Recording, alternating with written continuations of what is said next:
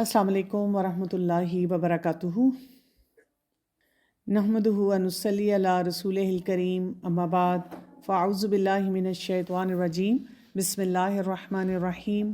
رب اشرح لی صدری ویسر لی امری واحلل عقدۃ من لسانی یفقہوا قولی۔ کیونکہ آخری جو آیات ہم نے سورہ البقرہ کی اور اس میں ہم بات کر رہے تھے کہ عقیدہ کتنا اہم ہے اور عقیدے کے بارے میں جاننا کتنا اہم ہے۔ عقیدۃ الواسطیہ شروع کرتے ہیں۔ چھوٹی کتاب ہے، جیسے کہ ہمیں امپورٹنٹ چیز اس میں یہ پتہ چلتی ہے کہ یہ ہمیں ہمارے عقیدے کے بارے میں، عقیدے کی اصلاح جو ہے وہ ہمیں یہاں سے ملتی ہے۔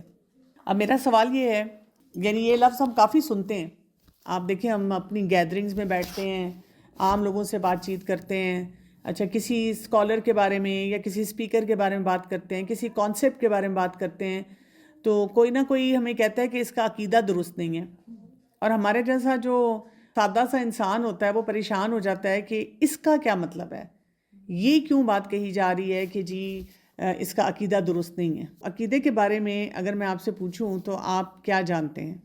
بہت گہرائی سے تو کچھ نہیں جانتے، سچی بات ہے، ٹھیک ہے، گہرائی سے نہیں جانتے، لیکن موٹی موٹی بات کہ اللہ کے رسول اور اللہ کے کتابیں ہیں جو اللہ نے پہلی آیت میں سورہ بقرہ میں کہی ہیں، ان سب پہ اس طرح سے ایمان رکھتے ہیں۔ بالکل صحیح بات ہے۔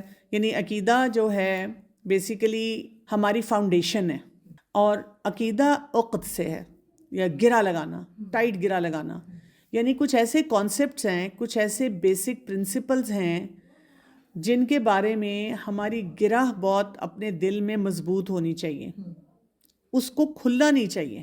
اگر وہ گرہ کھل گئی تو پھر مسئلہ یہ ہوگا کہ ہم ہر وقت ہمارے پاس انفلو آف انفارمیشن ہوتا ہے، ہر وقت کوئی نہ کوئی ہم سے بات چیت کر رہا ہوتا ہے، ہمیں کچھ نہ کچھ بتا رہا ہوتا ہے، اور جب ہم لوگوں کی باتیں سنتے ہیں جس میں ہم سے زیادہ کوئی ایکسپرٹ بھی ہو سکتا ہے، ہمارے جیسا بھی ہو سکتا ہے، عام ڈرائنگ روم ٹاک ہو سکتی ہے، اپنے ذاتی معاملات ہو سکتے ہیں، ہمیں ہر وقت کوئی نہ کوئی فیصلے کرنے ہوتے ہیں، اور وہ جو فیصلے کرنے ہوتے ہیں اس کا جو سکینر ہوتا ہے وہ یہ عقائد کی بنیاد پہ ہوتا ہے۔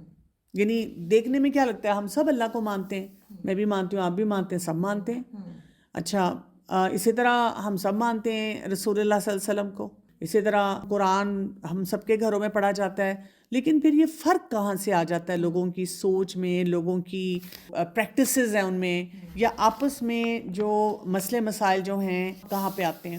تو قرآن مجید میں اللہ تعالیٰ نے جو صحیح علم ہے اس کی طرف ہمیں رخ کرنے کے لیے کہا ہے، اور جو سوچ کی یہ جو پھسلن ہے یا جیسے سلپری سوچ ہوتی ہے، اس سے بچنے کے لیے کہا ہے، ٹھیک ہے؟ جیسے ہم دعا بھی پڑھتے ہیں ربنا لا تزغ قلوبنا بعد اذ ہدیتنا وہب لنا من لدنک رحمہ انک انت الوہاب، کہ اللہ تعالیٰ میرے دل کو مضبوط رکھنا، ٹیڑھ نہ آئے میرے دل میں کسی قسم کا۔ تو عقیدہ جو ہے اگر درست نہیں ہوتا تو وہاں بہت سے مسائل آتے ہیں، اور ان مسائل کی نظر سے ہم نے دیکھتے ہوئے اپنے عقیدے کو مضبوط کرنا ہوتا ہے۔ جیسے سب سے بڑا جو چیلنج آپ کا آ جاتا ہے دینی سوچ کا آ جاتا ہے، اور آپ کے روحانی قسم کے مسائل زیادہ بڑھنا شروع ہو جاتے ہیں۔ مثلاً کیا ہوگا کہ آپ کا ایمان کمزور ہوگا، اور آپ کو کوئی شرکیہ کام کروائے، کوئی بدعت بتائے، کوئی کفر کی طرف لے کر جائے، آپ کو وہ ایسے لاجک سے کوئی بات کرے گا کہ آپ کو لگے گا کہ بڑی کنونسنگ آرگیومنٹ انسان لایا ہے، اور آپ اس کی بات سننا شروع کر دیں گے۔ اور اگر کوئی اور آپ کو آ کے بتانے کی کوشش کرے کہ فلاں کو نہ سنو، چاہے وہ اپنے آپ کو اسکالر کہتا ہے یا بڑا امپورٹنٹ سوشل میڈیا انفلوئنسر ہے، یا یہ کہ لوگ اس کو سن کے بڑے امپریس ہوتے ہیں، تو ہم ایک بگ کوشچن مارک کے ساتھ کہتے ہیں حرج کیا ہے، قرآن ہی تو پڑھا رہے ہیں، اچھی باتیں ہی تو بتا رہے ہیں، حرج کیا ہے؟ لیکن ہمیں یہ نہیں پتہ چلتا کہ جو ہمارا سٹارٹنگ پوائنٹ ہوتا ہے، اور ہم جب ایسے افراد کو پھر سنتے رہتے ہیں، ایسے مٹیریل کو پڑھتے رہتے ہیں، دیکھتے رہتے ہیں، آہستہ آہستہ آہستہ ہمارے نظریات بدلنا شروع ہو جاتے ہیں، اور وہاں سے خرابی آتی ہے۔ ہم نے اب دیکھیں عبادات کرنی ہے، جیسے نماز، روزہ، حج، زکوٰۃ، اور یہ جو عبادات ہوتی ہیں ریچولز نہیں ہوتے، ان کی روح ہوتی ہے۔ تو جب عقائد درست نہیں ہوتے تو وہ روح متاثر ہونا شروع ہو جاتی ہے۔ ہم ان کو اس نظریے سے نہیں دیکھتے کہ اللہ تعالیٰ نے کیسے اس کو کرنے کا حکم دیا ہے، اور پھر سب سے بڑا خسارہ یہ ہو جاتا ہے کہ آپ ایسے فیصلے کر رہے ہوتے ہیں دنیا میں تو شاید آپ بڑے اسمارٹ نظر آ رہے ہیں، بڑے لاجیکل نظر آ رہے ہیں، اور بہت آپ جسے کہتے ہیں نا ود دا فلو، آج کل کے دور میں رہتے ہوئے بھی دین کو پریکٹس کر رہے ہیں، لیکن وہ پریکٹسز ہم اتنی بدل دیتے ہیں، آخرت میں اس کا حساب ہو جائے گا۔ تو اصل تو ہمارا ٹارگٹ کیا ہے؟ ہم دنیا میں جو کچھ بھی کر رہے ہیں ہم اپنے رب کو راضی کرنے کے لیے کر رہے ہیں، ہم دنیا میں جو کچھ بھی کر رہے ہیں ہم اپنی آخرت بچانے کے لیے کر رہے ہیں۔ تو آپ دیکھیں کہ دنیا میں آپ اگر اسمارٹ نظر آ بھی گئے اور لگا کہ آپ نے بڑے کام کر لیے، لیکن آخرت آپ کی خراب ہوگی، وہاں پر اب آپ کے مسئلے جو ہیں وہ بڑھ گئے، تو کیا فائدہ ہوا؟ تو اس سے یہ پتہ چلتا ہے کہ بڑا محتاط رویہ اختیار کرنے کی ضرورت ہے۔ یہ دین کا معاملہ ہے، یہ آخرت کا معاملہ ہے، اس کو ہم اس طرح کیجولی نہیں لے سکتے۔ اس میں ریجیڈیٹی کی بات نہیں ہے کہ آپ ریجڈ ہو رہے ہیں بہت زیادہ، اس میں کہ اپنے آپ کو کانسیپچولی کلیئر بھی کرنا اور اسٹرانگ بھی کرنا کہ ہم کیا بات کریں۔ اچھا، دوسرا امپورٹنٹ ایریا جو بڑا آتا ہے وہ یہ ہے کہ جو ہمارا تھاٹ پروسیس ہے، آئیڈیالوجیز ہیں، ہمارے جو انٹرنل پیراڈائمز ہیں، وہاں پہ مسائل آنا شروع ہو جاتے ہیں جب عقیدہ درست نہیں ہوتا۔ ہم بہت سے معاملات میں اور دینی معاملات میں وسوسے اور جو شکوک ہیں نا ان میں مبتلا ہو جاتے ہیں، ڈاؤٹ فل ہو جاتے ہیں۔ ہم ایک سپیکر کو سنتے ہیں، دوسرے کو سنتے ہیں، تیسرے کو سنتے ہیں، کیونکہ ہم نے عقیدے کو تو پڑھا ہی نہیں ہوتا، ہر ایک کی بات ہمیں لاجیکل لگتی ہے۔ کچھ لوگ کیا کرتے ہیں کہ اپنے لیے عجیب سا حلیم بنا لیتے ہیں، ہر چیز بیچ میں ڈالتے جاتے ہیں، جو دل کو اچھا لگتا ہے اس کی بھی سن لو، اس کی بھی سن لو، اس کی بھی سن لو، کرو وہ جو ہماری اپنی مرضی، جو دل کو اچھا لگتا ہے کر لو، حرج ہی کیا ہے، اس قسم کی باتیں ہم کر رہے ہوتے ہیں۔ اور پھر ہم صحیح چیز کو بھی، صحیح کنٹینٹ کو بھی شک کی نگاہ سے دیکھنا شروع کر دیتے ہیں۔ اچھا، پھر کیا ہوتا ہے کہ جب عقائد درست نہیں ہوتے نا تو مختلف طرح کی موومنٹس چلنا شروع ہو جاتی ہیں، مختلف طرح کے نظریات جو ہیں وہ سامنے میں نظر آنا شروع ہو جاتے ہیں، اور اتنے باطل قسم کے خیالات ہوتے ہیں کہ لوگ آئیڈیالوجی کے پرسپیکٹو سے بالکل بکھر جاتے ہیں، ایسی ایسی باتیں کہنے شروع کر دیتے ہیں کہ اگر ہم روٹس پہ چلے جائیں، ہم جیسے سیرت کو پڑھیں یا ہم صحابہ کرام کی زندگیوں کو دیکھیں، تابعین، تبع تابعین کے دور میں چلے جائیں، ہمیں وہاں پہ یہ چیزیں اس طرح نظر نہیں آتی۔ ہم کہتے ہیں وہ تو یہ نہیں کر رہے تھے، یعنی معاشرہ تو تھا اسی قسم کی چیزوں کا شکار جب عقیدہ مضبوط نہیں تھا، لیکن وہ خود نہیں تھے۔ جب آئیڈیالوجیز کا مسئلہ آنا شروع ہو جاتا ہے، مختلف تحریکیں آ جاتی ہیں، غلط نظریات آ جاتے ہیں، تو انسان اس سے بہت زیادہ بکھر جاتا ہے۔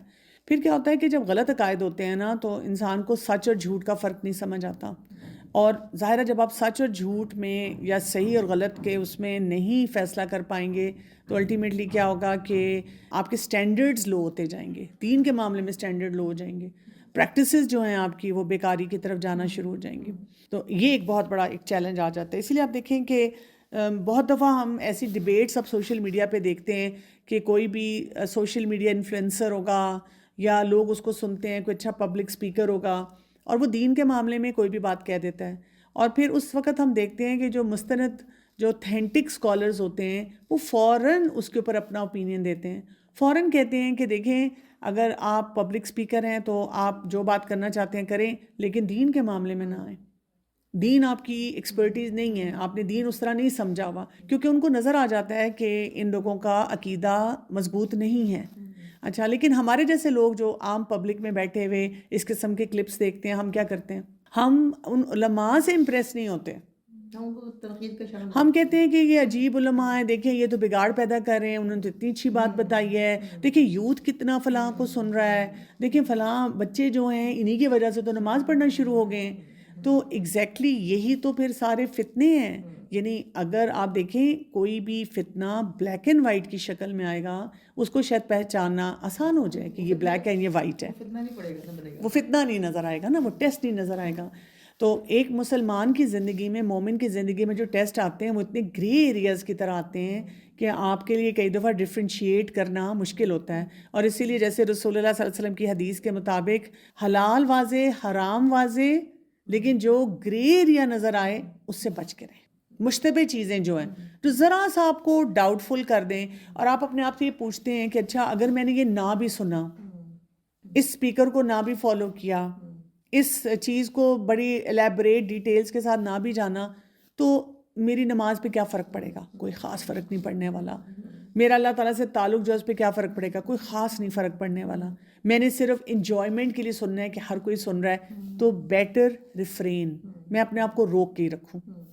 اسی طرح جو ہمارے بہت سارے یہ معاشرے کے مسائل ہیں, اخلاقی مسائل ہیں, ان میں بھی چیلنجز آنا شروع ہو جاتے ہیں. جیسے جب غلط عقائد ہوتے ہیں تو کیا ہوتا ہے کہ امت آپس میں جب بات چیت کرتی ہے نا, وہ اختلافات میں ہوتے ہیں, فرقے بہت بڑھنا شروع ہو جاتے ہیں, آپس میں نفرتیں شروع ہو جاتی ہیں, ہر جگہ لوگ بحث مباحثے میں پڑے رہتے ہیں, جو کہ ہمارے دین کا مزاج نہیں ہے. ہمارا دین یہ سکھاتا ہے کہ اپنے عقیدے کو ایک جگہ جما لیا جائے صحیح جگہ پہ, ٹھیک ہے. پھر لوگ اسی وجہ سے پھر اخلاقی زوال کا بھی شکار ہونا شروع ہو جاتے ہیں. کیوں؟ اس لیے کہ پریکٹسز تو پھر آپ کی ٹھیک ہو ہی نہیں رہی. آپ بہت سارے لیکچر سن رہے ہیں, بہت سارے باتوں کے بارے میں ہائپڈ اپ ہے, لیکن دھوکہ اسی طرح دے رہے ہیں, ظلم اسی طرح کر رہے ہیں, برے اعمال جو ہیں وہ آپ کے لیے کوئی چیلنج ہی نہیں ہے. کوئی کہہ رہا ہے دل صاف ہونا چاہیے, کوئی کہہ رہا ہے یہ کام کیا یا نہیں کیا اس سے کوئی فرق نہیں پڑتا, اس قسم کی باتیں چل رہی ہوتی ہیں. تو پھر آپ دیکھیں کہ انریسٹ بڑھنا شروع ہو جاتا ہے سوسائٹی میں. اب کوئی اس کو ڈائریکٹلی عقیدے کے ساتھ لنک نہیں کر رہا ہوتا کہ عقیدے کی خرابی کی وجہ سے یہ ہو رہا ہے. ہم صرف یہ دیکھتے ہیں دیندار لوگ آپس میں لڑ رہے ہیں, ہم صرف یہ سوچ رہے ہیں کہ جی مطلب ہر ایک نے ایک اپنی 1.5 انچ کی مسجد بنا لی ہے کہ جی دیندار ہونے کا کیا مطلب ہے. وہ جو ایک یونیفارمٹی ہے ہمارا دین سکھاتا ہے نا, اس سے ہم دور ہونا شروع ہو جاتے ہیں. اچھا, پھر آپ کے اب دنیا کے مسئلے ایسے شروع ہو جاتے ہیں, یا اعمال کے مسئلے ایسے شروع ہو جاتے ہیں. آپ جب آپ عمل کرتے ہیں تو آپ کا جیسے وہ جو نیت ہونی چاہیے اللہ کی خاطر, وہ جو طریقہ ہونا چاہیے سنت کے مطابق, اس سے آپ ڈیریل ہونا شروع ہو جاتے ہیں. کیونکہ آپ کیا کہہ رہے ہیں, وقت گزرنے کے ساتھ ساتھ چیزیں بدلتی ہیں, دین کا اپ گریڈڈ ورژن آنا چاہیے. جبکہ ہمارا دین ہمیں یہ سکھاتا ہے کہ وقت گزرنے کے ساتھ ساتھ بھی دین کا کوئی ایسا اپ گریڈڈ ورژن نہیں ہے, وہی دین چل رہا ہے. جب آپ کا عقیدہ درست ہوتا ہے تو آپ کو یہ بھی پتہ چلتا ہے کہ کس چیز کو میں نے سپیس دینی ہے کہ یہ اپ گریڈ ہو سکتا ہے, ٹھیک ہے نا. مثلاً جی پہلے ہم وہ دیا جلا رہے تھے, اب کوئی بلب تھے, اب LED لائٹ, تو اب فلان لائٹ اور اس قسم کی چیزیں آ گئی ہیں, انرجی سیورز آ گئے ہیں, وہ ہو سکتے ہیں, وہ ہم لگا سکتے ہیں. گاڑی یا ٹرانسپورٹیشن کا کوئی طریقہ استعمال کر سکتے ہیں, لیکن یہ نہیں کر سکتے کہ دین اس طرح یا نماز اس طرح یا روزہ اس طرح. کامن بات کہتے ہیں نا کہ دین کی بات تو آپ اونٹ پہ آئے نا, پھر آپ جی پھر اونٹ پہ آئے نا, آپ گاڑی پہ کیوں آ رہے ہیں, یا یہ کہ آپ نے یہ برانڈڈ بیگ کیوں پکڑا ہوا ہے. اگر آپ کفار کے بارے میں یہ بات کہتے ہیں, ان کو کہتے ہیں کہ جی وہ تو جنت میں نہیں جائیں گے, تو پھر ان کا بیگ, پھر ان کی ایجوکیشن. کیونکہ یہ جتنے اس قسم کے جملے آپ کو نظر آتے ہیں نا, وہ بتا ہی رہے ہیں کہ لوگوں کے اندر عقائد درست نہیں ہیں. جب ہماری بیس درست نہیں ہے تو ہمیں یہ نہیں پتہ چلتا کہ کس چیز کو پرائرٹی پہ رکھنا ہے اور اس کو ویل پریزروڈ رکھنا ہے, اس کو نہیں بدلنا کچھ بھی ہو جائے, اور کس چیز میں تبدیلی کی گنجائش ہے وقت گزرنے کے ساتھ ساتھ. یہ عقائد ہی ہمیں بتاتے ہیں. اچھا, اسی طرح آپ دیکھیں پھر الٹیمیٹلی کیا ہو رہا ہے, پریشانیاں بڑھنی شروع ہو جاتی ہیں, بے چینیاں بڑھنی شروع ہو جاتی ہیں. قرآن پڑھنے کے باوجود بھی ہم ٹوٹلی لاسٹ ہوتے ہیں, سمجھ نہیں آ رہی ہوتی. کبھی ہم ایک اسپیکر کو سنتے ہیں, کبھی ہم دوسرے اسپیکر کو سنتے ہیں, اور اسی وجہ سے پھر کیا ہو رہا ہے, آگے چلتے چلتے ہم خود ہی ڈیریل ہو رہے ہیں.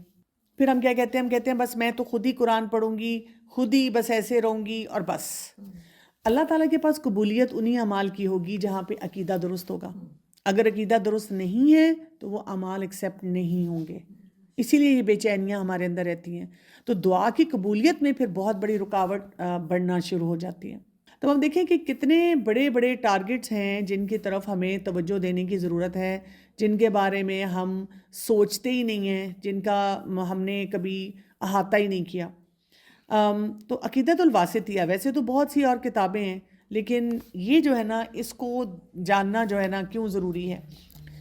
عقیدہ جیسے کتاب کا نام ہے نا عقیدہ, تو اس میں ہمیں پتہ چل رہا ہے کہ یہاں پہ ہمیں قائد کے بارے میں صحیح طور پہ بتایا جائے گا. اچھا, دوسری امپورٹنٹ بات ہمیں یہاں کیا پتہ چل رہی ہے, الواسطیہ.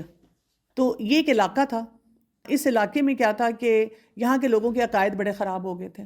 امام ابن تیمیہ جو ہیں, جنہوں نے یہ عقیدۃ الواسطیہ لکھی ہے, ان کے پاس ایک اس علاقے کے کوئی ہائی اپ آیا, کوئی ہائی آفیشل آیا, جیسے کوئی قاضی تھا, کوئی جج تھا, اور انہوں نے آ کے ان سے ریکویسٹ کی کہ لوگوں کے اندر, اب آپ یہ جو میں نے پورا پیکیج بتایا, ان کو سوسائٹی میں وہ نظر آ رہا تھا.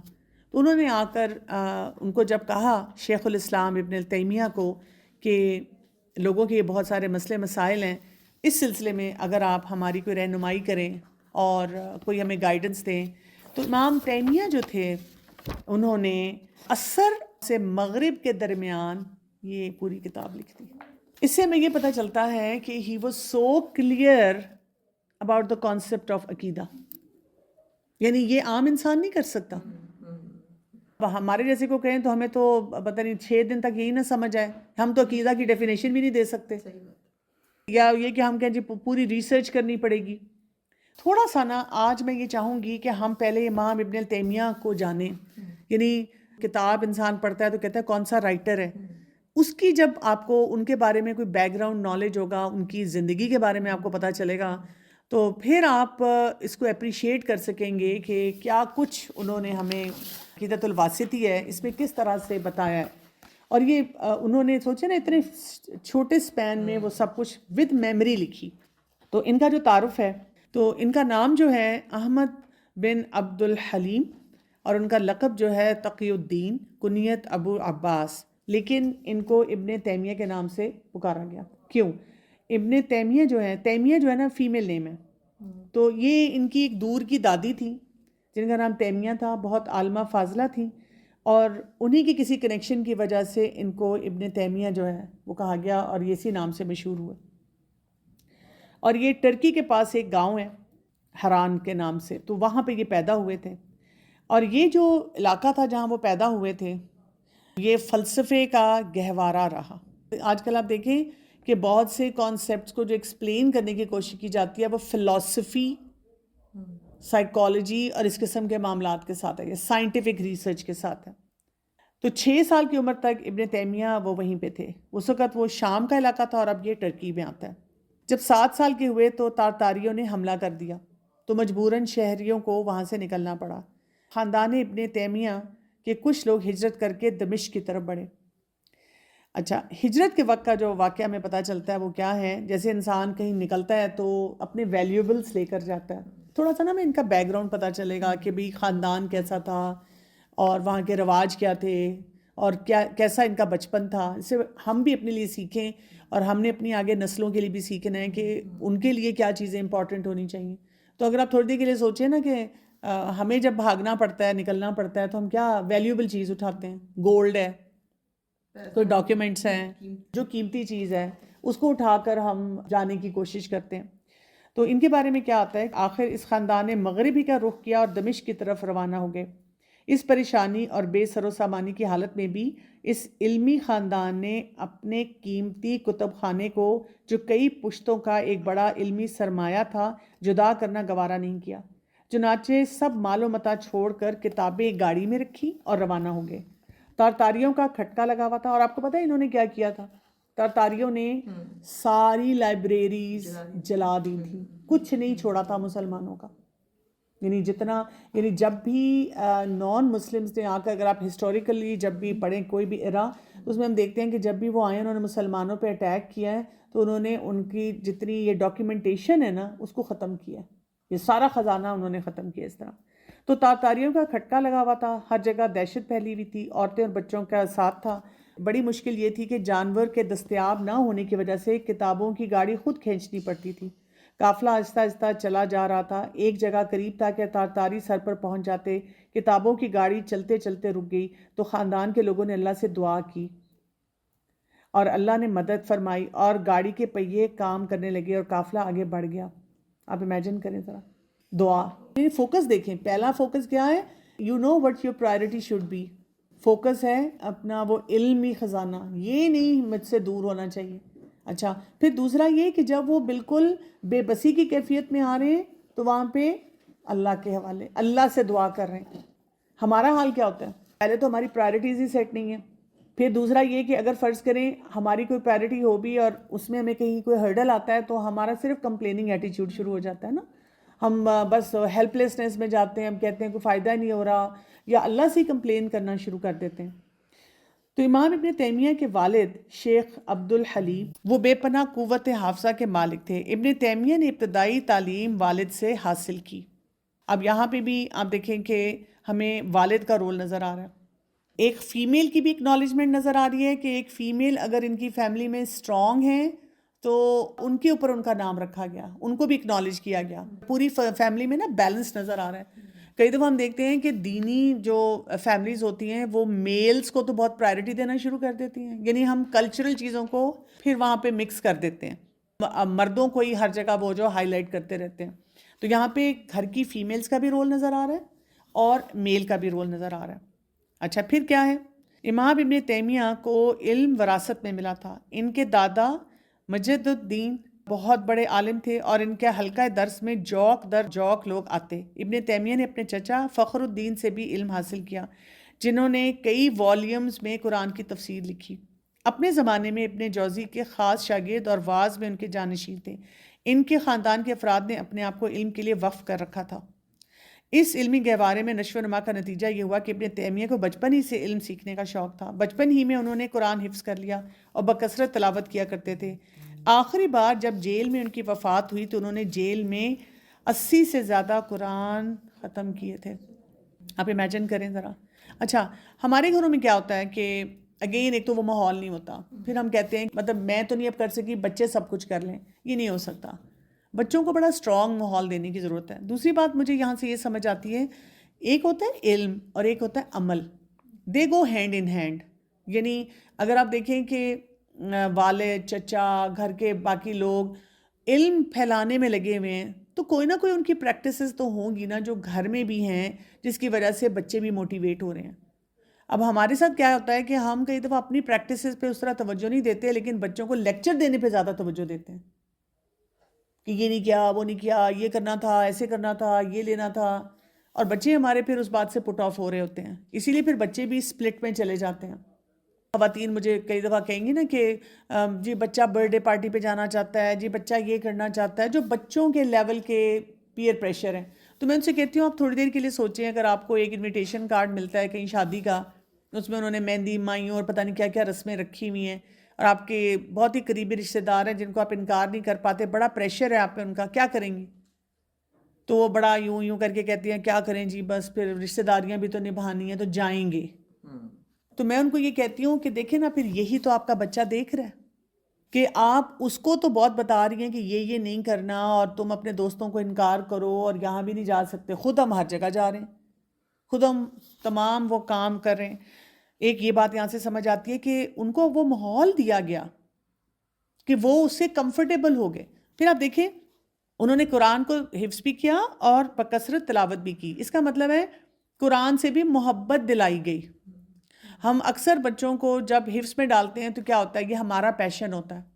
جب ہم حفظ میں ان کو ڈال دیتے ہیں یا دینی تعلیم کے لیے ڈال دیتے ہیں, اپنے پیشن کی وجہ سے ہم ان کو اتنا پش کرتے ہیں کہ وہی بات ہے کہ حفظ پورا کر لو یا یہ کہ یہ سیکھ لو, اس میں بھی اتنے نمبر لے لو. تو وہ جو بچے ہوتے ہیں نا, ان کا اللہ سے تعلق بھی نہیں مینٹین ہو پاتا, اور نہ ہی بچے جو ہیں وہ محبت کر پاتے ہیں دین کے معاملے میں. تو یہ بھی بہت زیادہ ضروری ہے. جب ہم اپنے بچوں کو کچھ سکھاتے ہیں تو محبت ان کے اندر پیدا ہونی چاہیے. یعنی حفظ کروائیں, آپ کروانا بھی چاہیے, آپ قرآن کی تلاوت بھی زیادہ کروانی چاہیے, لیکن بچوں کو یہ لگنا چاہیے کہ یہ میری لائف لائن ہے, یہ میری آکسیجن ہے. اس طرح کا ان کا تعلق ان کے قرآن کے ساتھ جو ہے وہ بلڈ ہونا چاہیے. اچھا پھر یہ دیکھیں کہ ان کے بچپن کی باتیں آ رہی ہیں کہ بچپن سے ہی امام ابن تیمیہ کی عادات دوسرے بچوں سے مختلف تھی. وہ شروع سے ہی بچوں والے کھیل نہیں کھیلتے تھے اور ان کی طرح بے مقصد کاموں میں مشغول نہ ہوتے تھے. اس بارے میں ایک دلچسپ واقعہ ملتا ہے. ایک مرتبہ آپ کے والد اپنے سب بچوں کو تفریح کے لیے باغ میں لے جا رہے تھے. چنانچہ ابن تیمیہ سے بھی کہا کہ احمد تم بھی بھائیوں کے ساتھ چلنے کے لیے تیار رہنا, تفریح ہو جائے گی. مگر آپ نے معذرت کر لی اور والد کے اصرار کے باوجود باغ میں نہ گئے. والد جب شام کو واپس آئے تو آپ نے ایک کتاب دکھا کر نہایت ادب سے عرض کی, ابا جان میں نے آج یہ کتاب حفظ کر لی ہے. والد نے تعجب سے پوچھا, ساری کتاب؟ اچھا سناؤ. ہونہار بیٹے نے ساری کتاب فر سنا دی. والد نے ان کو گلے لگایا, پیشانی پر بوسہ دیا, فرمایا کسی سے مت کہنا کہیں نظر نہ لگ جائے. اب یہاں سے بھی دیکھ لیں آپ, پہلی بات کیا ہمیں نظر آ رہی ہے, ان کی پرسنالٹی ڈیفرنٹ ہے, والد کے لیے بہت ایکسیپٹیبل ہے. دوسری بات یہ نظر آ رہی ہے کہ والد اگر ایک بچہ جو ہے وہ سیریس نیچر کا ہے, وہ بچوں کی گیمز میں انوالو نہیں ہوتا, تو وہ باقی بچوں کو کہیں پہ وہ ریسٹرکٹ نہیں کر رہے. اب بچوں کو ایک ماحول دے رہے ہیں اور اس میں بھی پھر ان کی اپنی شخصیت کے مطابق ان کی گروتھ ہونے دے رہے ہیں. ہم کیا کرتے ہیں, ہم تو کنٹینیوس کمپیریزنس. میرے پاس ہر دوسرے دن ایک ماں آتی ہے, اس کا غم یہ ہے کہ جی میرا بچہ جو ہے نا بڑا سیریس ہے, انٹروورٹ ہے, وہ گیمز نہیں کھیلتا, وہ بچوں والی ایکٹیویٹیز نہیں کرتا. اور جب میں ان کو پوچھتی ہوں نمبر کتنے لیتا ہے, بہت اچھے لیتا ہے, اچھا اور کیا کرتا ہے, جی بک ریڈر ہے, اچھا اور کیا کرتا ہے, کتنی کوالٹیز بتائیں گی, لیکن وہ چاہتے وہی ہیں کہ وہی شوخا پن ہو, وہی بھاگ دوڑ ہو. اس کو ہم نے کانفیڈنس کا نام دے دیا, اور ہم نے ان بچوں کی کوالٹیز کو نہیں دیکھا. یعنی کئی بچے جو انٹروورٹ ہوتے ہیں, جو بہت زیادہ لوگوں سے ملتے نہیں, صرف ان کے باقی پیرامیٹرز دیکھ لیں وہ ہیلدی ہیں کہ نہیں ہیں. کیونکہ دیکھیں نا آج کے دور میں ہم مینٹل ہیلتھ کے بھی چیلنجز دیکھتے ہیں بچوں میں. تو اگر ہمیں باقی پیرامیٹرز ٹھیک نظر آتے ہیں اور بچہ وہ والی ایکٹیویٹیز نہیں کرنا چاہتا, سب لوگ کر رہے ہیں, تو ہمیں ان کی اپنی پرسنالٹیز کو کرش نہیں کرنا کہ وہ اپنی پرسنالٹی کے مطابق جو ہے وہ گرو کریں. پھر ان کے بارے میں ہمیں یہ پتہ چلتا ہے کہ ان کا جو حافظہ تھا نا وہ بہت ہی غیر معمولی تھا.